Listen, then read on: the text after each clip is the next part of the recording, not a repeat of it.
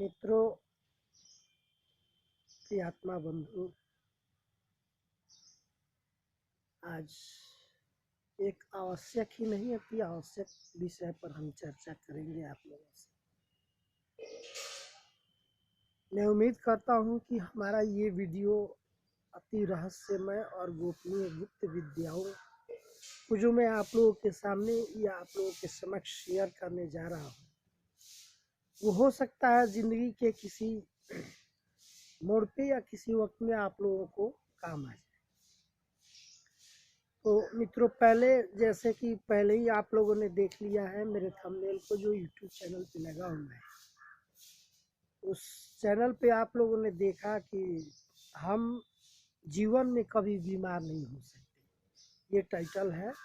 और इसी विषय पे हम एक महाविज्ञान के बारे में चर्चा करेंगे, जिस ज्ञान विज्ञान को भगवान शिव जी ने माता पार्वती जी को सुनाया था, और उसी में से कुछ संक्षिप्त कड़ी में आप लोगों के सामने प्रस्तुत करने जा रहा हूँ। तो बिना किसी देरी के हम ये चर्चा शुरू करते हैं। तो आइए, हमारे सबसे पहले अगर आप हमारे चैनल पे नए हैं तो उसको कृपया सब्सक्राइब करें, लाइक करें और शेयर करें, ताकि यह ज्ञान और विज्ञान की बातें और सभी लोगों को भी देखने और सुनने को मिले और उनके जीवन में लाभ हो। तो जैसा कि हम कैसे निरोग रहें, कभी बीमार न पड़े, तो ऐसा है कि सबसे पहला बात है कि हमें क्या देखना होता है कि हमें पक्ष देखना होता है। पक्ष कौन सा है, शुक्ल पक्ष है या कृष्ण पक्ष है।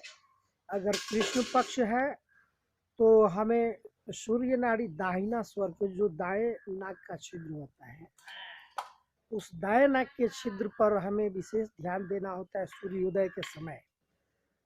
अगर सूर्य का जो गोला फूट रहा हो पूर्व दिशा में, उस समय क्या नाम है कीजिए, आप लोग जो है बाह्य ब्रह्मांड से अपने आंतरिक ब्रह्मांड के सूर्य और चंद्रमा को और तत्वों का मेल करें।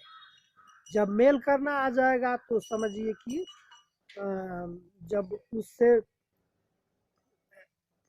तारतम्यता हो जाएगी बाहरी ब्रह्मांड से आते आंतरिक ब्रह्मांडों की और तत्वों की, तो हम अनंत लाभ पा सकते हैं अपने लाइफ में, अपने जीवन में।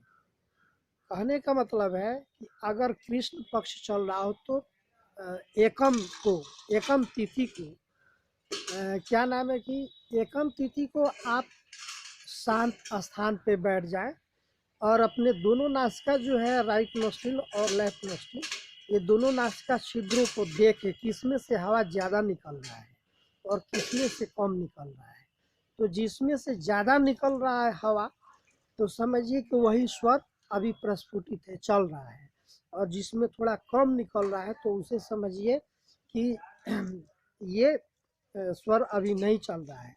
तो अगर सूर्य स्वर जो है निकल रहा हो, चल रहा हो, और सूर्य निकल रहा हो पूर्व दिशा से, तो उस समय हमें ज्ञात करना है कि आज तिथि कौन सा है। तो प्रतिपदा मतलब एकम तिथि को हमें उससे मिलान करना होता है, अपने उस सूर्य से, जो बाह्य सूर्य है प्राकृतिक मंडल पे, उस सूर्य से अपने इस दाएं नासिका के स्वर को मिलाया जाता है। और मिलाया जाता है ऐसा 3 दिन तक, 3 सुबह तक जो है, तृतीया तिथि तक, एकम दूज और तृतीया तिथि तक अपने सूर्य स्वर को उस सूर्य स्वर से मिलाना पड़ता है। तो जब आप 3 दिन मिला लेंगे उस अपने दाहिने स्वर से उस बाह्य सूर्य को, तो आप पाएंगे कि 15 दिनों तक आपके शरीर में किसी भी प्रकार का आदि व्याधि नहीं रहा।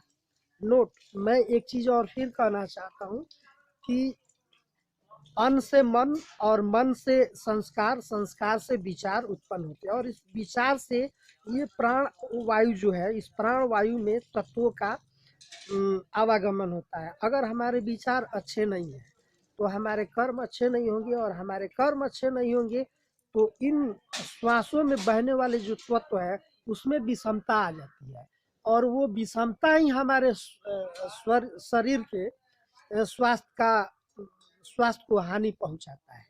तो सबसे पहला हम ये कहेंगे कि हमारा भोजन शुद्ध और शाकाहारी होना चाहिए, और हमारे भोजन शुद्ध और शाकाहारी होंगे तो हमारे मन शुद्ध होंगे, मन से विचार, विचार से संस्कार, और संस्कार से कर्म अच्छे होंगे।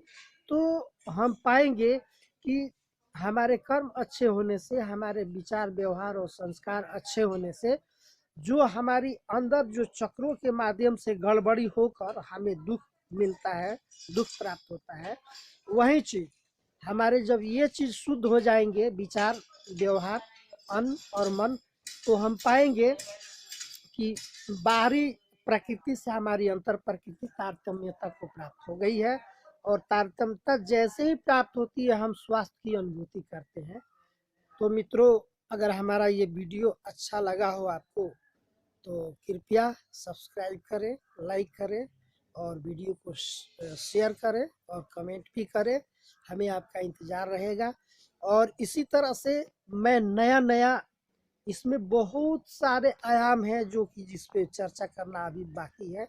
मैं सीरियल बाय सीरियल इन सभी स्वास्थ्य संबंधी और शरीर के अंदर जो तत्व है, प्राणवायु है, इससे संबंधित एक एक गुड रहस्य और जानकारियाँ आपको शेयर करूंगा, ताकि आप सब भी इसे मैनेज करके स्वास्थ्य और शांति को प्राप्त करें। धन्यवाद। धन्यवाद।